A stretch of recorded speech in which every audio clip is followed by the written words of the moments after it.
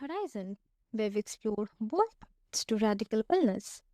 I'm your host, Saima, and today's guest, Jason Yun, is on a mission to disrupt everything we thought we knew about health. From gym owner to Canadian biology evangelist, Jason's story is one of transformation. From burnout and anxiety to biohacking light, hormones, and even mitochondria. So, if you have a question why your sleep is off, your energy is low, or your diet isn't working, this episode might just rewire your reality. Welcome to the show, Jason. Thank you very much. Thank you for having me. You're welcome. Pleasure to have you here. So, Jason, you have been on quite a journey from gym owner to, circadian health warrior. So, I'm really curious to know that what was the moment that made you question the conventional fitness path? Um, well, I started to get sick, and I started to get sick following the advice I was delving out to my clients. So I started my fitness program. It started as a boot camp program in 2007, and um, I eventually transitioned to fitness classes. Eventually opened up youth fitness classes, and eventually started teaching people about nutrition as well. Um, but it was late 2018 that I made the switch to circadian rhythm, but I probably started probably noticing getting really sick about 2015, 2016, 17, 18, around there. And I was just basically following my own advice that if you have a good workout program and you have a good nutrition program, then you're healthy. And as I have learned in the 7 years since doing the circadian biology stuff, that can be nothing but further from the truth. Um, because if you're only doing fitness and nutrition, you are eventually going to get sick and you are probably going to die from one of the big three diseases. So heart disease, brain disease, or some kind of cancer. So it is super important to um, get this message out and I mean, most people when they think they need to lose weight and they think that they're out of shape, the first place that they want to go is, oh, I need to get a personal trainer. I need to go to the gym. I need to change my diet. And yeah. So I made the switch. I was having hormone problems. I had upside down cortisol, melatonin. So in the morning, cortisol is supposed to rise to help wake you up, and it's supposed to eventually peak sometime in the morning, and then it's supposed to go down, and then melatonin is supposed to start to come back up to help put us to sleep at night. Mine was pretty much backwards, and I was having sleep problems. Needed to take naps during the day, and all kinds of energy problems. So eventually, I made the full switch to circadian biology, and um, I haven't looked back since. So Dr. Jack Cruz was the main influence, and watching his presentations at Nourish Vermont was the biggest change I've made in my life, really. What you just was such a great reminder that like sometimes it's a discomfort, frustration, or the realization, that something feels off that actually leads us to a deeper truth. And it really takes real courage to question the norm, especially when like we've built our life and business around a certain model. It's really a powerful example of growth. Uh, And like, so how did depression and hormone dysfunction play a role in that shift for you? Um, well, I mean, when you're in your late 30s and having hormone issues, and you're teaching people, you're supposed to be teaching people how to be healthy and whatnot. Um, and I was the one getting sick. That was just unacceptable for me. So I had to look in other directions, and that's when the circadian biology came into my life. Um, and I've been following it ever since. 2020, I closed the gym down.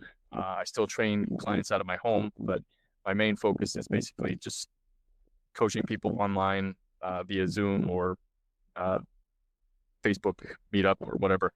Um, but yeah, just teaching people that it is about circadian biology. It's more about your, like, the foundations of circadian biology is light, water, magnetism. So that's the three-legged stool of nature. So light is the main driver. I always say your light environment is more important than the exercise that you do or the food that you eat. And that's especially true if you are already broken. So if you have weight problems, if you have hormone problems, if you have autoimmunity, if you have any type of disease, then you need to get your light environment right first before the healing journey will actually start for you. Because we've been fed this model, especially when it comes, especially in the United States, especially in New Year's, when it comes, I mean, everybody's setting their weight loss resolutions, setting their fitness resolutions and whatnot, but we need to start setting our light resolutions and getting more natural sunlight. Sure, in India, it's very hot over here. Here in Ohio, we're having a heat wave, I think 4 or 5 straight days over 90, which we rarely ever get. But I'm out here trying to set the example. So you're going to sweat more. When you do sweat more, you just need more cold water. You just need more sodium, more magnesium, more of the electrolytes so that you're able to handle it, because your mitochondria wants to actually feel the temperature. So like our number one and number two, they're called Zeitgebers. So basically environmental sensors that our body uses to basically do all the biology inside of us. So number one is light and number two is temperature.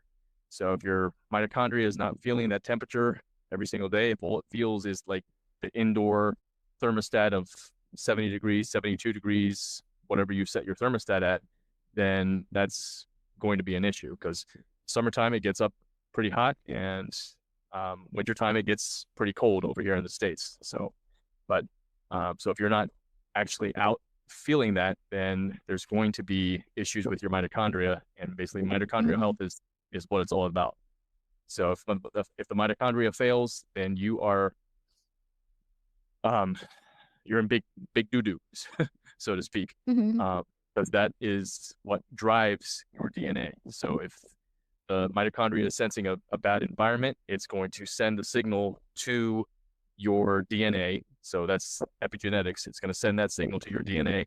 It's going to say, hey, turn on this gene, or hey, turn on that gene, or hey, turn on this cancer, start forming this tumor, because we're in a bad environment and we need to protect ourselves as long as we can. So That makes sense, Jason. You know, I too feel that so many of us push harder in the gym and on the plate, yet still feel worse, you know. But your journey shows that maybe we have been addressing the wrong root cause. So, like you call circadian rhythm the most important factor in health, right? So, can you share that why does this biological clock matter more than food or even exercise? well, our master circadian clock is our suprachiasmatic nucleus. So it sits right behind the retina, and so the eyes are the most important organ, muscle, sensory input that we have. So covering the eye with sunglasses, even contacts, are bad as well. If you do have eyeglasses, you want to, when you're outside, you want to at least pull them down so the sunlight can get into your eye. But that eye, so everybody knows that the eye is a camera, so we can see with it, but it's also a clock. So that master clock is there. Master clock has to basically run a little bit microseconds faster than all the other clocks in your body. So it said we have a peripheral clock in front of every gene. So it's estimated we have between 19,000, 25,000 genes. And so the master clock talks to all those genes of those other clocks in front of the genes, tells them what to do. But if the master clock gets unsynced, so it can't tell time, so you're under artificial light all the time, or you do put the sunglasses on all the time when you're outside, then that it's basically going to reset the the clock. So it's basically like going into your iPhone, resetting the time to 2 hours back, 3 hours back, 5 hours back. So so like the light above, so like light bulbs, they go into a grocery store, car lights, street lights, the our technology from computers, iPads, that kind of stuff. That light is emitting anywhere between 5,500 to 6,500 Kelvin. So that equates to about 12 to 1 p.m. So if you're looking at that type of light with no protection at 6 p.m., 7 p.m., 8 p.m., 11 p.m., midnight, then that's going to basically reset your master clock back to 1 p.m. And if it is 10 p.m. and you're getting ready for bed, that's not the signal we want to send to our brain, because 12 o'clock, 1 p.m. is when we're supposed to be productive and doing things and not winding our body down. So there's a saying here in America that it's welcome to adulthood, where you're tired all day except when you need to go to sleep. So, and that leads to sleep problems. We can't get into the restorative sleep, stages 3, stages 4. We just can't get into it. So that restores our mitochondria, resets us for the day. But so many people can't get into that zone, or they can't stay in that zone long enough because of the artificial light, because they're not getting enough natural light.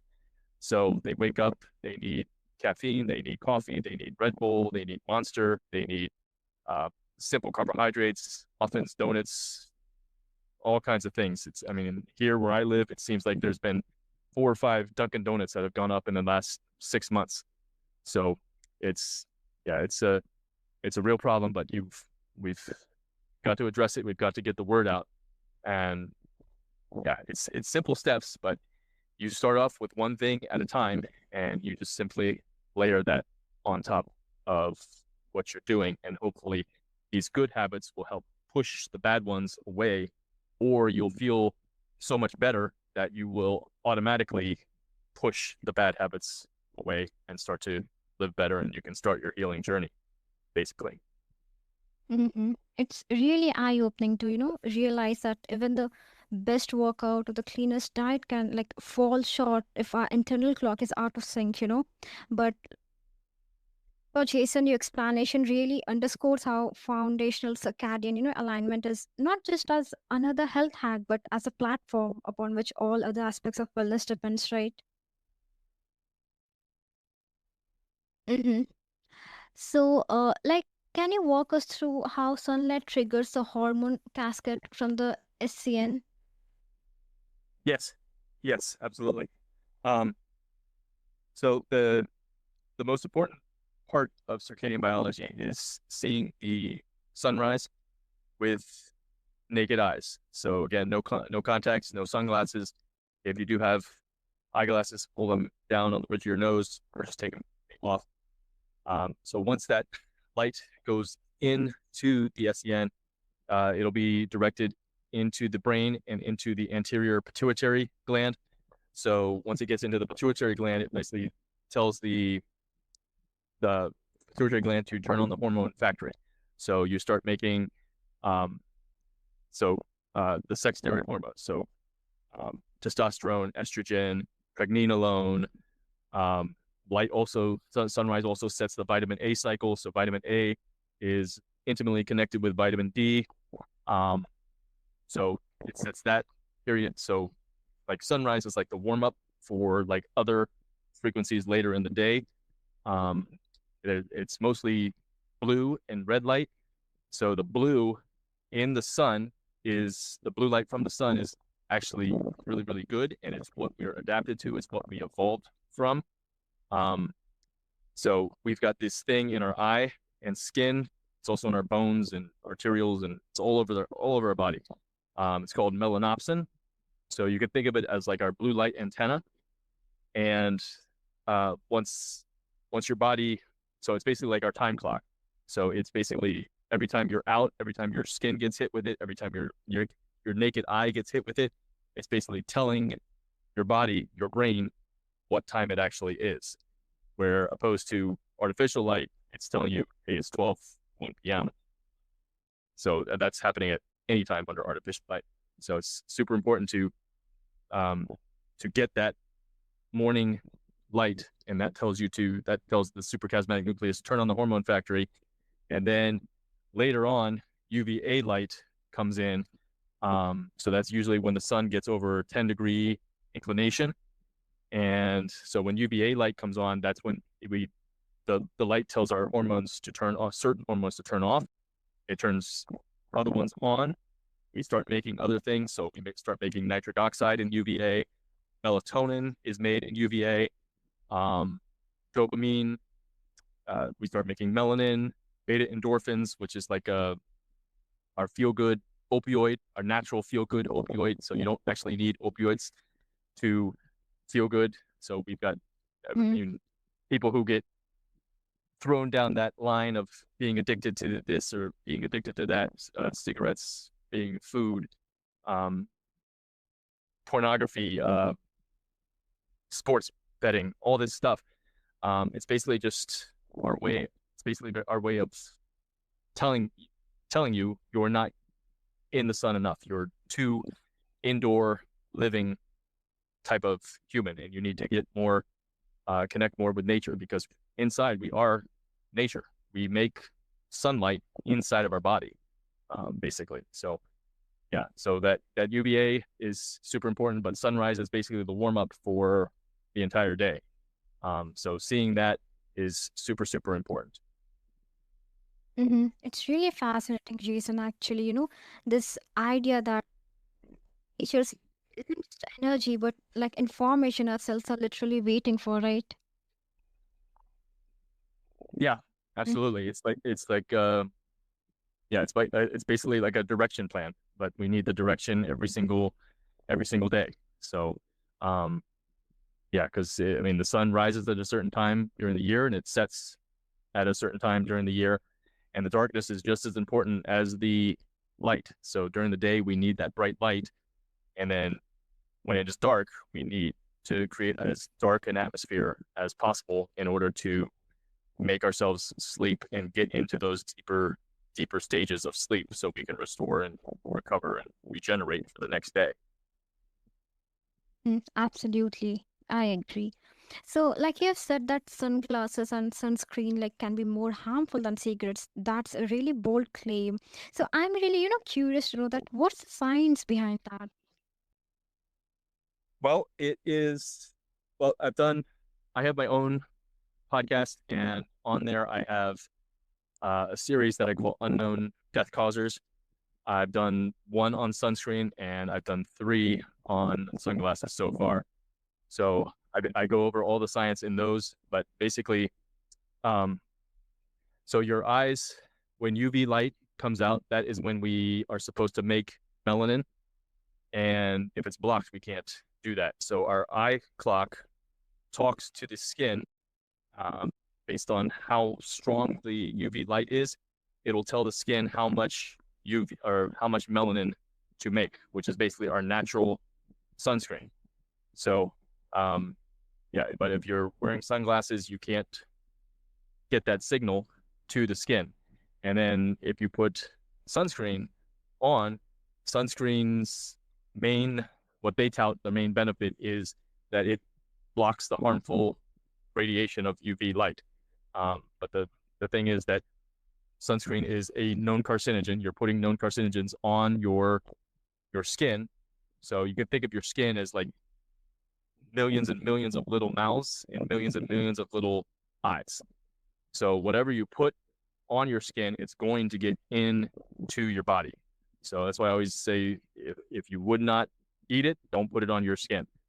But basically, just an SPF of 8 will block 95% of UVB light or vitamin D production in your body. And we have a epidemic over here in terms of low vitamin D. Vitamin D controls a whole bunch of things. It controls 3% of your DNA, and it controls it's a major controller for your immune system, major controller for basically everything. How you get sick, how fast you get sick, how fast you recover, all that stuff is included with vitamin D. Um, but just SPF of 8 blocks 95%, but most people are using 30, 50 SPF. So they're blocking major chunks of it. And if your vitamin D is low, so I consider under 60 as low, um, it's like, it's a sign of it will help you. I mean, it will help you. It'll cause you to age quicker, so to speak. So it'll raise your what we call heteroplasmy in your mitochondria. So basically your respiratory proteins, they get stretched out. So it's basically like that. That's basically like aging you faster. Um, so all cancers are associated with a low vitamin D level. So they tell you to avoid the sun, put sunglasses on. Both of those things will keep your vitamin D levels super low. And what we want to do is, obviously, in the summer, we want to raise our vitamin D as much as we can. I know India, it's pretty much hot there year round. You guys have vitamin D year round, but here in the States, where I am, we have a vitamin D winter where vitamin D actually goes away. So UVB light only comes out when the sun goes over 30 inclination. And during the winter here for 3 months, it doesn't get over, or 2 months, it doesn't get over. And the higher you up or in latitude, so like Michigan, Canada, over in where on your side of the country, Russia, they don't have vitamin D year round like you guys. So yeah, super important to get your vitamin D up, but also you want to get that earlier morning sun so you can build up your solar callus with the red light and the visible light to help build that solar callus, so you are able to be out more when the stronger sun is out, so you can build your melanin and build your tan and build your vitamin D, build your immunity, build your DNA and all that stuff. So basically it's just a win-win situation. But the sunscreen and sunglasses are just two things that absolutely destroy skin health and eye health, because the sun will strengthen your eyes, but if you're exposed to too much artificial light at night and you're wearing sunglasses, then you're always going to have the feeling that when you go out, you need sunglasses because the sun is too bright. Like, I mean, obviously, if people are watching this, I don't have sunglasses on. I haven't worn sunglasses since early or late 2018 when I started this. So yeah, and then yeah, and it is what people will talk about. Another benefit or another thing that they say that sunscreen helps with is burning. And I covered this in my podcast as well, but it will help to prevent burning. So that's like it's like a psychological thing that people who are wearing sunscreen, they will put it on, so they think that they're protected more. But the thing is that it is actually damaging the DNA more because you're basically opening it up because you're putting known carcinogens on your skin.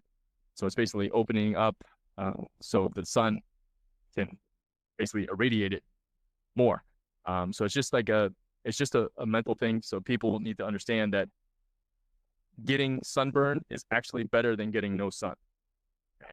And when you are in the sun, I mean, no animals, like if you take a lion, for example, the lion doesn't just sit all day in the middle of the sun. You'll eventually go under a tree. Same thing with kangaroo. They'll start to go under shade. They'll start to lick themselves. So your body will tell you, hey, you've had enough sun, and tell you to get out, get some shade, put some clothes on, get under a tent, get under an umbrella, go inside. So your body is smart, but we, as humans, we have been modernized by corporations trying to get us sick, and that's our belief system. So one of the big things I always talk about is mindset. So you do need to have a mindset shift. So you need to unlearn certain things, and then you have to relearn, and then you have to apply what you relearned. And once you apply what you relearned, you will figure out that, hey, all that stuff I was doing was BS. It was a bunch of lies. I feel so much better doing this way with nature. Mm. That's really a striking explanation, Jason. And the way you broke down, like, it really makes it clear that why this isn't just about sunburn or UV damage, but about fundamental health systems being thrown off balance. Yeah, absolutely. Hmm. Working out under artificial lights, I don't think is the best thing. I think it's actually bad for your health. So, uh, and blue light. I mean, Thomas Edison invented the light bulb in 1879, but at that time, not everybody had it because we didn't have the power grid built out. So that happened in around 1895, and then shortly after, once Tesla and Westinghouse got together, they built out the power grid.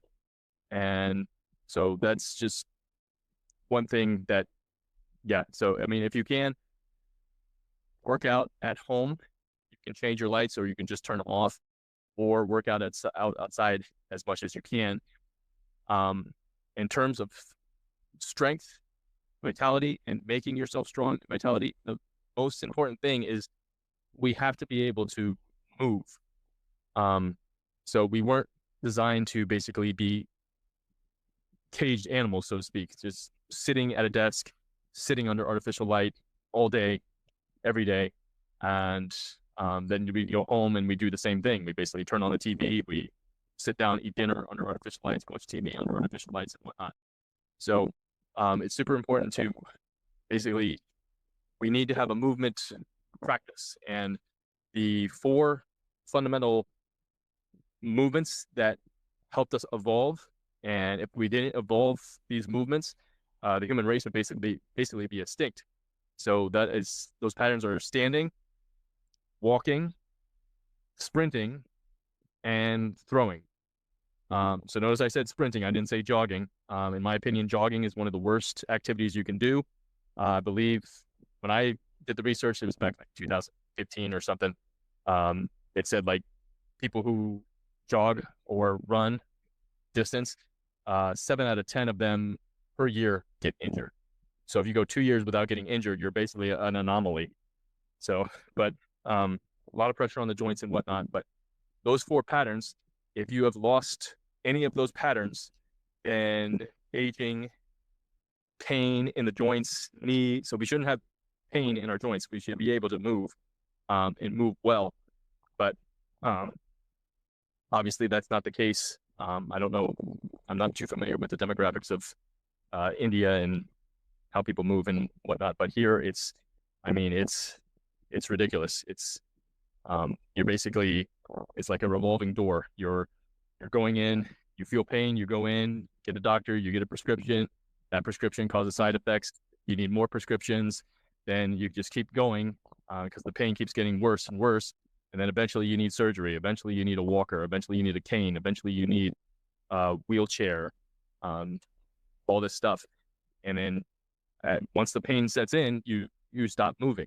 But that's the one thing, is we need to find a movement practice that is going to help us to be able to optimize those patterns, because most people aren't even walking right. So I've got this issue wherever I go, and there's a bunch of people. I'll always look at people's posture, look at their neck, look at their shoulders, and I'll look at their feet. And what I see is I see duck feet walking out. I see text neck position, just rounded shoulders, kyphosis, which is basically Quasimodo syndrome, the Hunchback of Notre Dame syndrome. Yeah, but that's you've got to find a practice. And I mean, the current way we are training, the current way, and I did it for like 33 plus years, is basically where you're just standing in one position and you're just lifting a weight. You're doing an overhead press, you're doing a squat, you're doing a deadlift. And that's actually one of the things that is killing our ability to walk and killing our ability to sprint. And because we're supposed to be an athlete through our entire life. And most people are sitting the bench or they're on injured reserve for most of their life. And so it's just another thing that I help people deal with. So if somebody's in pain, I want to get them out of pain as soon as possible, because that's going to affect sleep. That's going to affect hormones because basically your cortisol is going to be, every time you feel that pain, your cortisol is going to spike up. It's basically like you're being chased by a bear or a lion, and that's for your healing journey. It's not going to make healing possible, or it's going to really, really slow it down to like a snail's pace, and eventually people are going to quit if they're not making progress fast enough. So hope that answered the Hmm. question. Yeah, absolutely. It's really a game changer to rethink fitness as frequency alignment. And Yeah. Jason, you just lighted the way literally for a new model of health, one that begins not in supplements or diet plans, but how we rise with the sun, from photon powered mitochondria to the myth of the gym. Your work invites us to return to a rhythm as old as the earth itself. So, listeners, step outside, ditch the blue light, and remember your body already knows how to heal if you just give it a clue.